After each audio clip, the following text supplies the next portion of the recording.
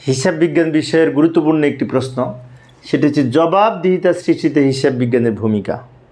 এখন জবাবদিহিতা বলতে বোঝায় নিজের কাজের জন্য অন্যের কাছে জবাবদিহিতা।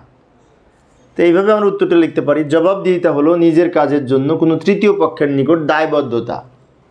তো জবাবদিহিতা নিশ্চিতে হিসাব বিজ্ঞানের ভূমিকা নিম্নরূপ।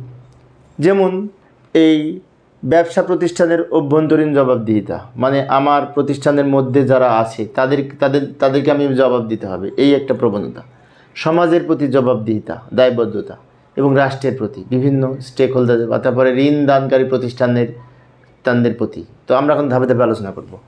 ব্যবসা প্রতিষ্ঠানের প্রতি, যেমন হিসাব বিজ্ঞানের মাধ্যমে নির্দিষ্ট হিসাবকাল শেষে অর্পিত দায়িত্ব ফলাফল অর্জনের মাধ্যমে কর্তৃপক্ষের নিকট জবাব প্রদানে সক্ষম হয়। অর্থাৎ অভ্যন্তরীণ যে সমস্ত কর্মকর্তা কর্মচারী আছে তাদেরকে সঠিক সময়ে হিসাব সংরক্ষণের মাধ্যমে বিভিন্ন তথ্য উপস্থাপন করে জবাব দেওয়া যায়। আবার মালিক, ঋণদাতা ও বিনিয়োগকারীদের নিকট কিছু জবাবদিহিতা রয়েছে।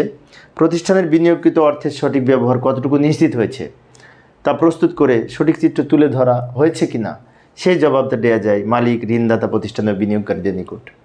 এছাড়াও সরকারের নিকট কিছু আমাদের দায়বদ্ধতা রয়েছে।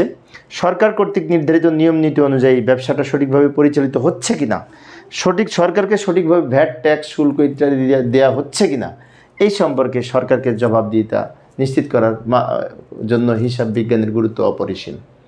তো এই সব দায়বদ্ধতাগুলি, এই সব জবাবদিহিতা আমরা সঠিকভাবে তখনই নিশ্চিত করতে পারবো যখন হিসাবটা সঠিক হবে, আর সেই হিসাবটা সঠিক করার জন্য হিসাব বিজ্ঞানের গুরুত্ব অপরিসীম। এইভাবে আমরা লিখতে পারি 2 মার্কসের জন্য।